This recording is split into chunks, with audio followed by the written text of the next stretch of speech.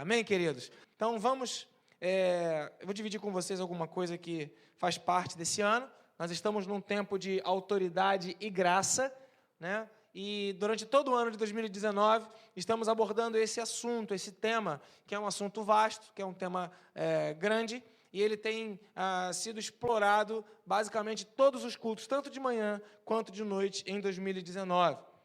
Hoje de manhã falávamos aqui tivemos um culto com bastante oração, e uma das coisas que acontece quando a gente ora é a expectativa da gente ser respondido. Na verdade, nós não gostamos de ser contrariados. Ninguém gosta de ser contrariado, ninguém. Todo mundo gosta de que as coisas aconteçam ou saiam do jeito que a gente imagina que a gente quer que saia. Então, é mais fácil a gente ser confiante ou a gente manter a nossa confiança em Deus quando Deus está fazendo exatamente aquilo que nós esperamos que Ele faça.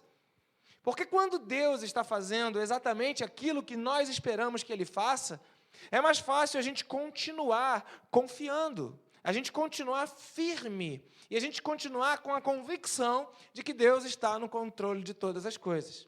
Mas quando existe em nós o sentimento de contrariedade, ou seja, ficamos contrariados com aquilo que está acontecendo, não gostamos, não queremos, nós não aceitamos, ou não ficamos felizes com aquilo que está acontecendo na nossa vida, esse sentimento, ele se torna uma pressão. E essa pressão, às vezes, ela é forte demais nas nossas vidas. E essa pressão que é forte demais, ela tem alguns aspectos muito interessantes. Um dos aspectos interessantes da pressão é que nós precisamos dela. Uma vez eu ouvi um pregador, há muitos anos, ele falando sobre a panela de pressão. Eu nunca mais esqueci.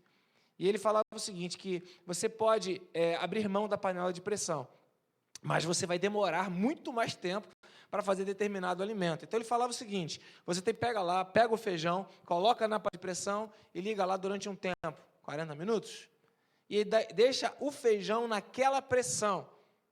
E a carne assada, sei lá, comida que você botar lá durante um tempo, precisa de um tempo certo naquela pressão.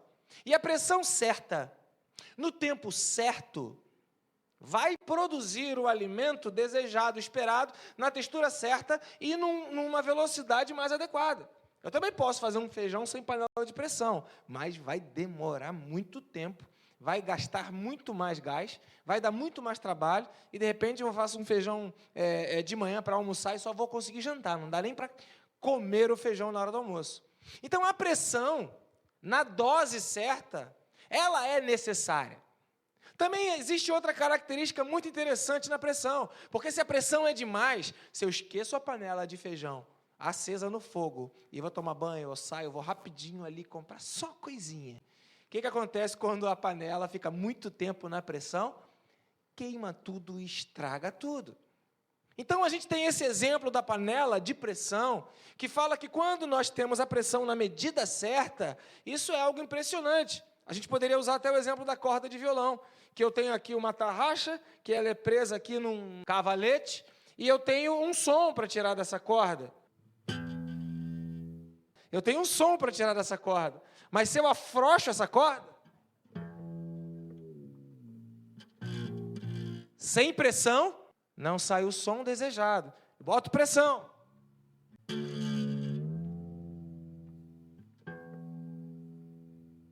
E aí eu atinjo o som desejado.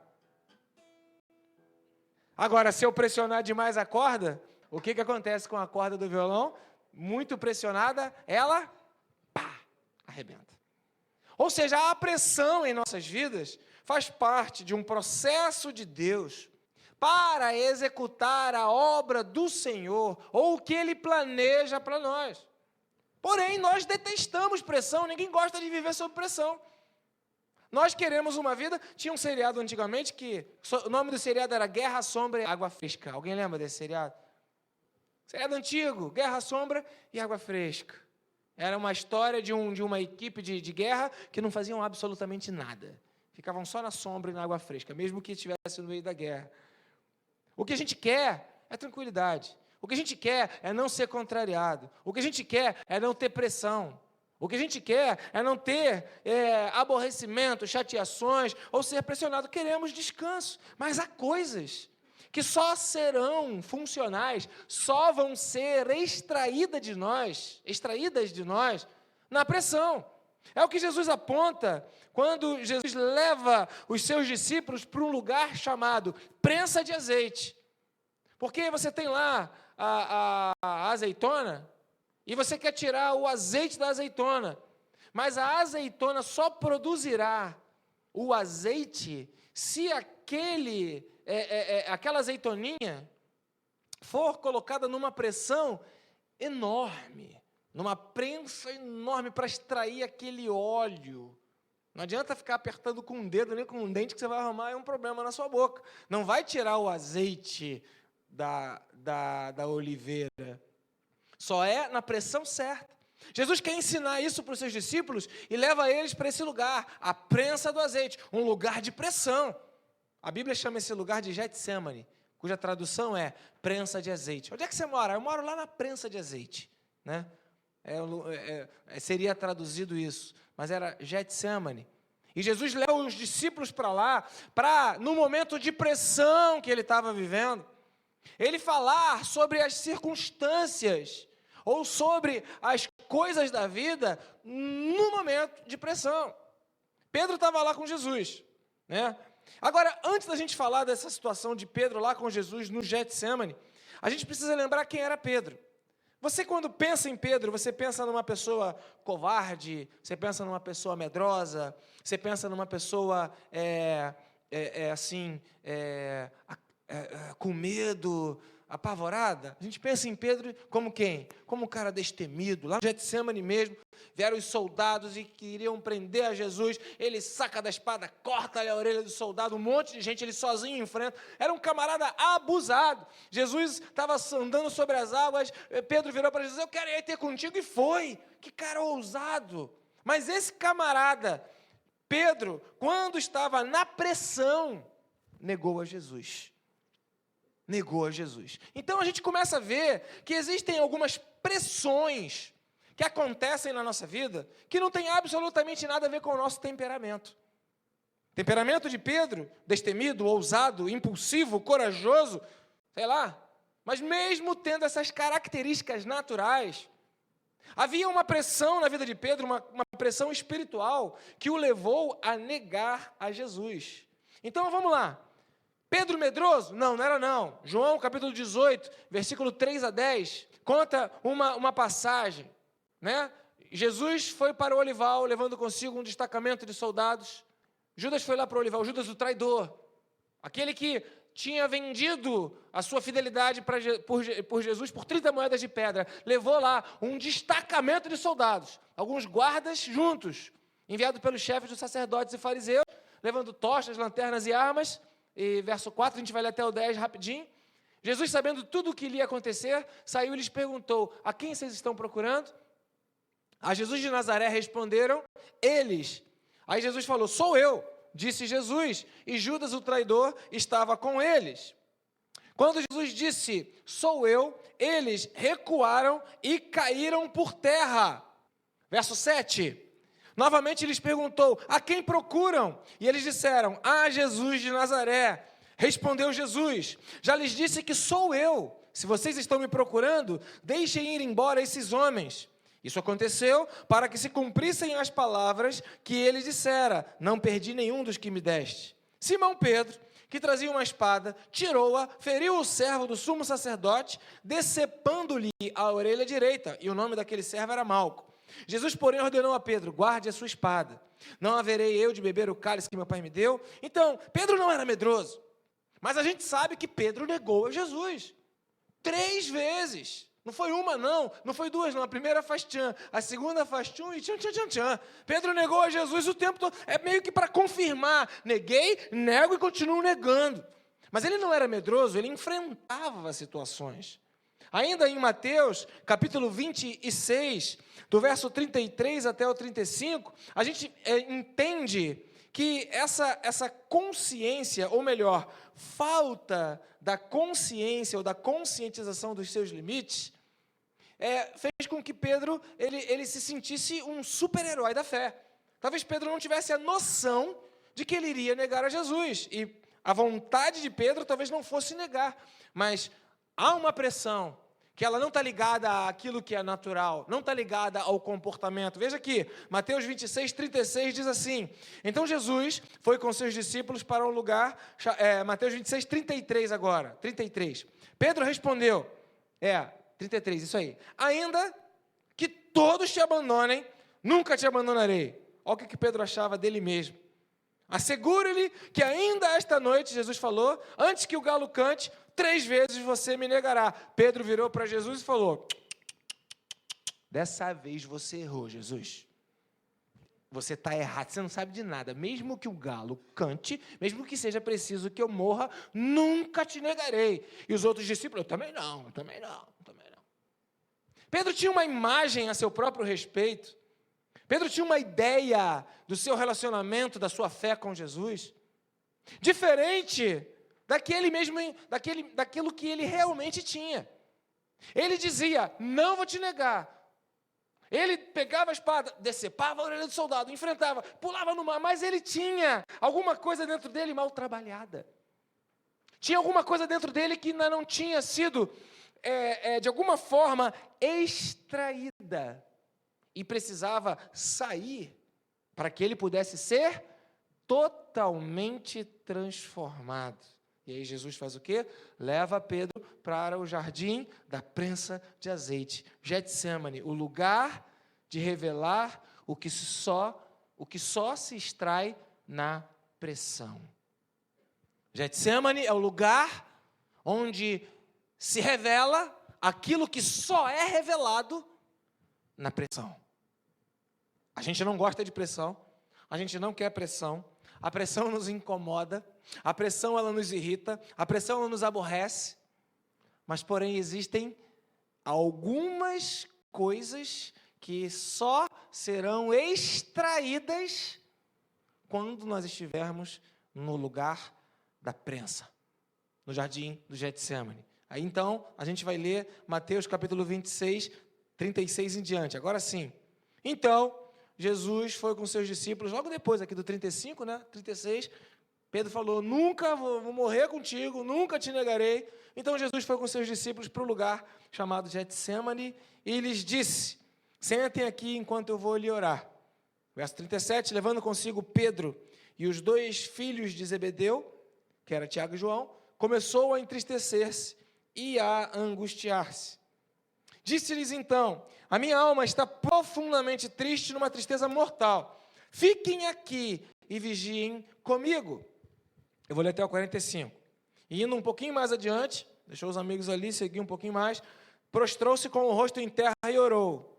E orou dizendo o quê? Meu pai, se for possível, afasta de mim esse cálice. Contudo, não seja como eu quero, mas sim como tu queres. Depois voltou para os seus discípulos e os encontrou dormindo.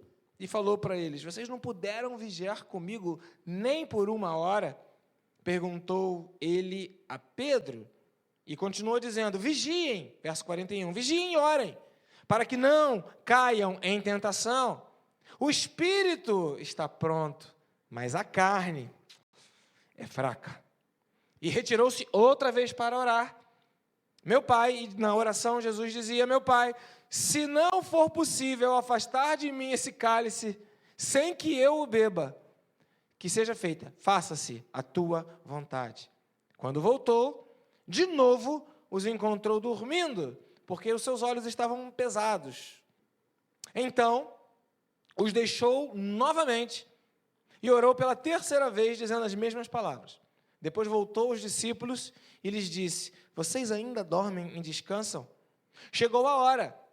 Diz que o Filho do Homem está sendo entregue nas mãos dos pecadores. Levantem-se e vamos. Aí vem aquele que me trai. Queridos, se tem uma das coisas que Jesus nos ensina, é que existem algumas coisas, sentimentos, verdades que nós desconhecemos ao nosso próprio respeito. E por isso o Senhor, Ele nos permite passar pela prensa do azeite para extrair aquilo que de fato está dentro de nós. Agora, quando Jesus está nesse lugar, essa prensa do azeite, eu não digo para você que é um lugar bom, eu não digo para você que é um lugar agradável, eu não digo para você que é um lugar que a gente deve sonhar, mas eu digo para você, é um lugar necessário. E nesse lugar, Jesus então, eu quero apontar com você, pelo menos 4 pontos ou 4 coisas que Jesus ele mostra para a gente, que a gente precisa fazer quando a gente está nesse lugar, na prensa do azeite. A gente precisa fazer alguma coisa.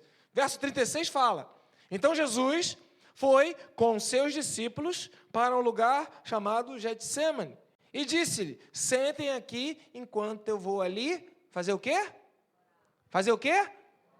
Uma das coisas que nós precisamos aprender quando nós estamos debaixo de pressão é aprender a orar. Querido, em nome de Jesus, não há Rivotril mais poderoso do que a sua oração. Não há comida mais poderosa do que a sua oração. Não há remédio para dormir mais poderoso do que a sua oração. Não há programa de televisão mais poderosa do que a sua oração.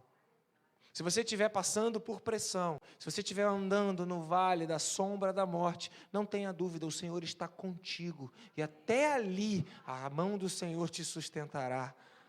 Uma das coisas que Jesus nos ensina, quando nós estamos vivendo no momento da prensa do azeite, não é uma prensa comum, uma prensa qualquer, porque tem pressõezinhas que a gente tira de letra.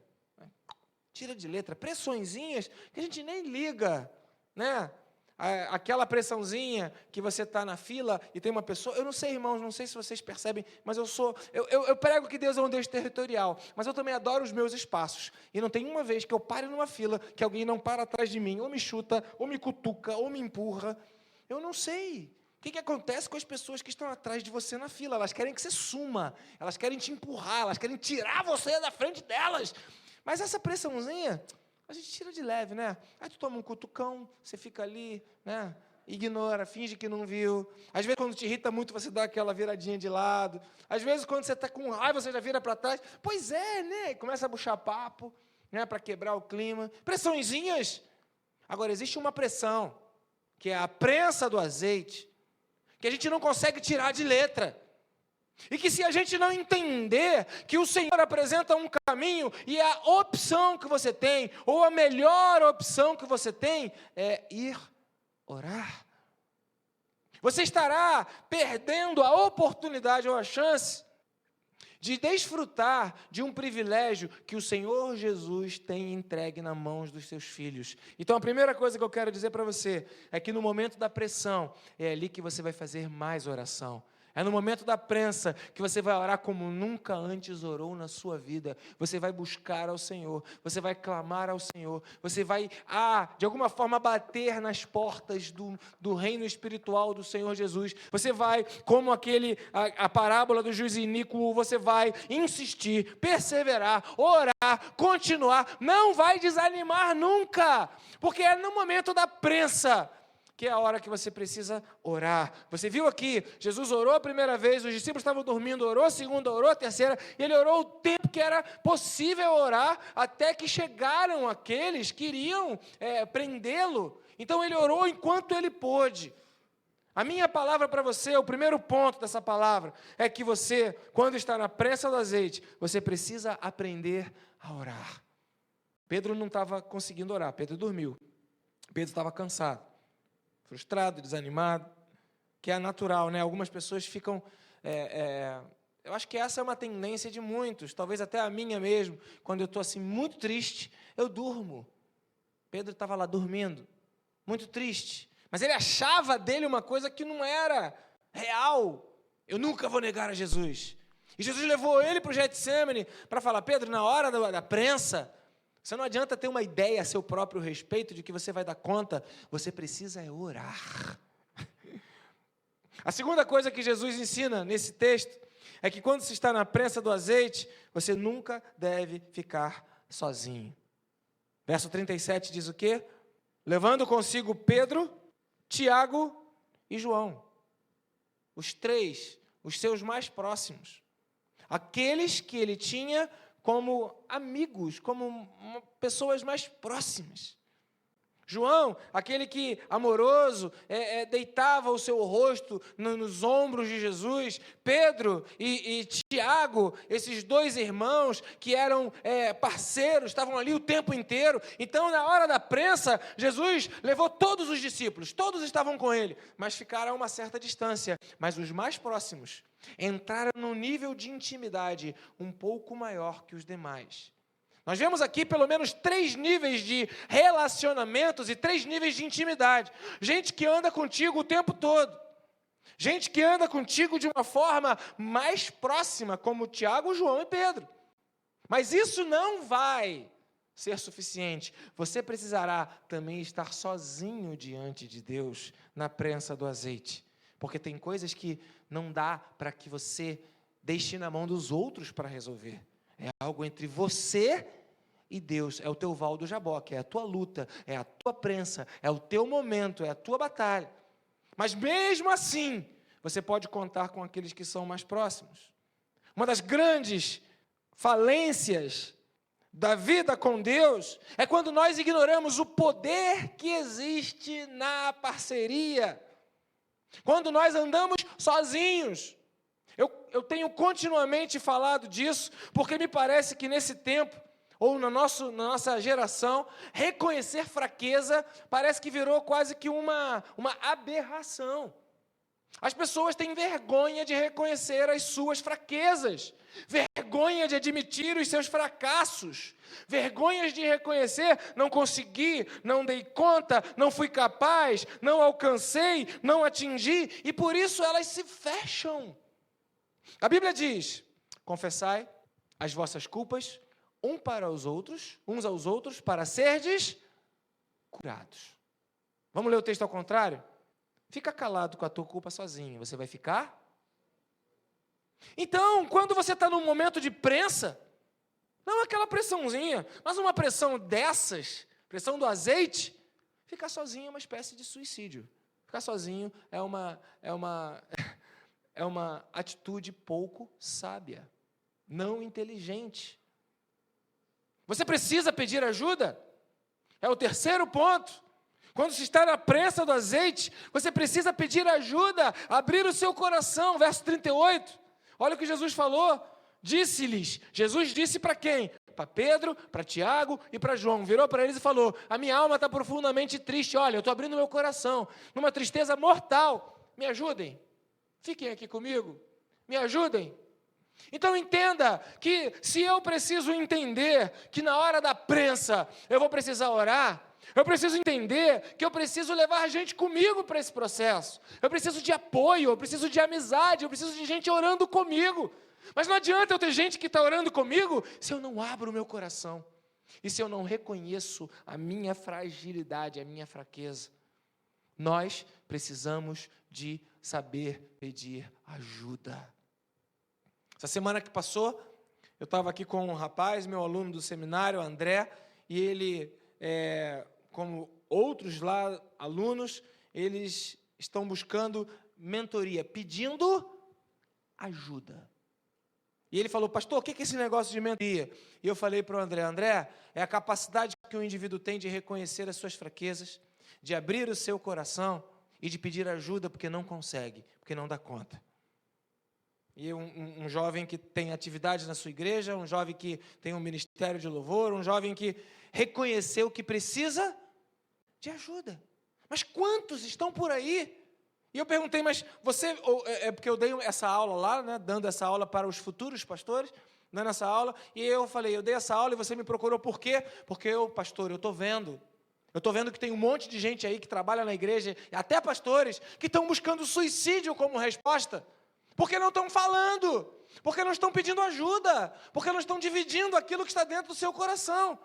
E eu não sou trouxa nem nada, então quero pedir ajuda. Aí contou a vida dele toda, falou um pouco mais. A gente precisa pedir ajuda.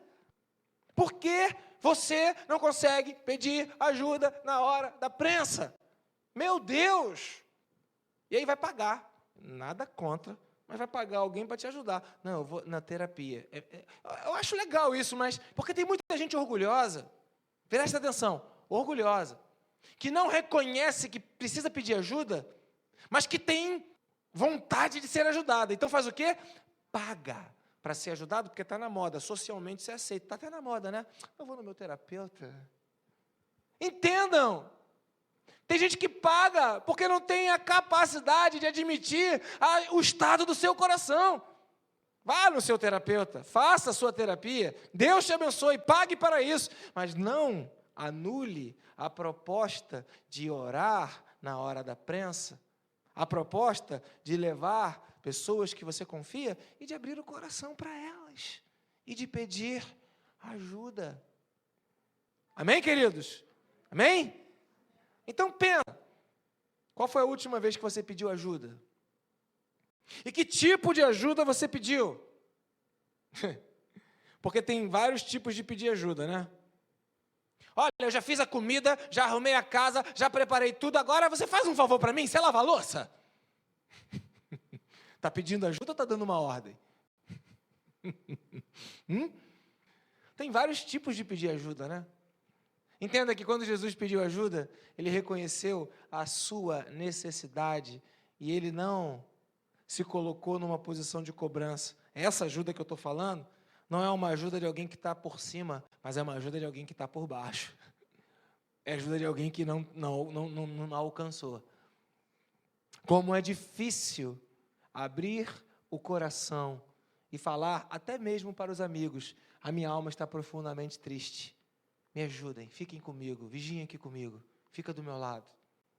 Mas é o que Jesus nos ensina quando nós estamos no lugar da prensa de azeite. E o quarto ponto que eu quero falar com você, quando você está na prensa de azeite, verso 39, ainda é possível submeter-se à vontade do Senhor. Jesus prostrou-se com o rosto terra, orou e disse: meu Pai, se for possível, afasta de mim esse cálice, eu não quero essa prensa. Contudo, que não seja do meu jeito, como eu quero, mas sim como tu queres. Você ainda pode se manter fiel à vontade do Senhor, mesmo quando você está na prensa do azeite. Há um poder que Deus libera dos céus para que você permaneça firme. Porque tem gente que fala, né, que não dá conta, eu não dou conta, está forte demais, eu estou apavorado, não é o que eu quero. E aí, como diz aí na gíria, chuta o balde. Mas Jesus nos mostra nesse texto que ainda é possível submeter-se à vontade do Senhor, mesmo passando pela prensa do azeite. Sabe por que Deus está trazendo essa palavra ao seu coração? Porque talvez você esteja vivendo tempos de aperto na sua vida. Tempos de aperto. E talvez você tenha parado de orar. E o culto agora da noite é uma continuação do culto da manhã. Talvez você tenha parado de clamar. Talvez você tenha desanimado de orar. Por causa da prensa que você está vivendo. Mas é esse lugar que é o lugar mais fundamental que você busque a presença do Senhor com todo o seu coração, com toda a sua força. Porque, mesmo com tudo aquilo que você está passando, ainda é possível submeter-se à vontade do Senhor. E ela é boa, ela é perfeita e ela é agradável. Jesus não viu nada de agradável quando ele estava sendo crucificado. Mas quando ele foi ao inferno, tomou das mãos do diabo a chave daquele lugar. Quando ele ressuscitou e declarou: tragada foi a morte pela vitória, ele pôde compreender que aquela prensa valeu a pena. O que eu quero dizer para você é que você é filho de um Senhor que é vencedor sobre todas as coisas. Que diremos, pois, à vista dessas coisas? Se Deus é por nós, quem será contra nós? Então veja que o Evangelho é a loucura da pregação da eternidade. Porque se a minha esperança se resume apenas às coisas deste mundo, e eu fico pressionado porque não tenho, porque não consigo, não alcanço, não passo, não chego, não dou conta, não venço, a minha vida ela fica numa pressão horrorosa, angustiada. Uma vez a gente trabalhava como morador de rua, pessoas em situações de rua, e a gente conversando, Tem gente de todo tipo, mas uma coisa que é muito comum, quase que em todos os que eu conversei, a maioria, todos é demais, mas a maioria é a revolta. Pessoas que ficaram revoltadas, desistiram, desanimaram, foram traídas, foram mandadas embora do emprego, vai para a rua. Estão incompreendidas pela família, vão para a rua. Desanimadas, a igreja chateou, vai para a rua. São pessoas que estão abrindo mão de tudo e largaram as suas vidas, simplesmente porque desanimaram. Porque na prensa não entenderam que tem algo por trás, tem algo maior, tem algo que vai além, tem algo que é sobremodo excelente, que é a eternidade, é a vida eterna que está em Cristo Jesus, o nosso Senhor. Eu quero dizer para você que está aqui nessa noite, que se você crê em Jesus Cristo, se você confessar a Jesus como Senhor, crer no teu coração, você tem a vida eterna, já passou da morte para a vida, e a vida eterna é esta, que conheçam ao Senhor, e que vivam para a glória de Deus, e aí você vai poder dizer, que diremos à vista dessas coisas, se Deus é por nós, quem será contra nós? Então veja que a proposta do Senhor para a sua vida, é a proposta da vida eterna. E é isso que o Ministério Palavra da Verdade quer dizer para você nessa noite. Jesus morreu para te dar a vida eterna. A vida eterna. Claro, Ele supre, em Cristo nós temos supridas todas as nossas necessidades. O Senhor sabe do que precisamos, o Senhor sabe dos nossos sonhos, o Senhor sabe das nossas fragilidades, Ele conhece a natureza, Ele sabe que somos pó, mas se você for privado de tudo aquilo que você acha que você deveria ter e não tem, deveria viver e não vive, deveria ser e não é, deveria ter alcançado e não alcançou, mas se você tem a convicção da vida eterna, você vai passar por todos os momentos de aperto, declarando, o Senhor é meu pastor, e de nada eu sentirei falta, porque o Senhor está comigo todos os dias da minha vida, Ele é Deus Emanuel. O que nós precisamos é orar ao Senhor, clamar ao Senhor, dia após dia, todo o tempo, porque nós não fomos feitos para ficar pressionados o tempo todo. Jesus não tem prazer na morte dos seus santos. Ele não tem prazer de pressionar você. Ele não tem prazer de encostar você na parede. Ele não tem prazer de espremer você. Ele tem prazer de te ver sorrindo, de te ver feliz, de te ver alegre, de te ver fluindo, de te ver pulando de alegria. Esse é o prazer de Deus. Nós vamos cear. E a ceia, o que é a ceia? É uma lembrança, é trazer de volta na memória que Jesus Cristo morreu, mas que Ele ressuscitou, amém, queridos? E que Ele ressuscitou para nos dar a vida eterna.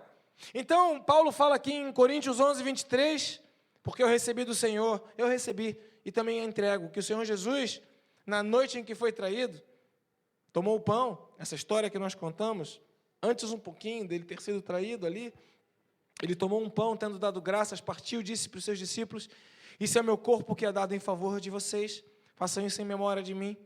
Façam isso em memória de mim. Da mesma forma, depois da ceia, ele tomou o cálice e disse, esse cálice é a nova aliança do meu sangue. Façam isso sempre que o beberem em memória de mim. Porque sempre que comerem deste pão e beberem deste cálice, vocês anunciam a morte do Senhor até que Ele venha.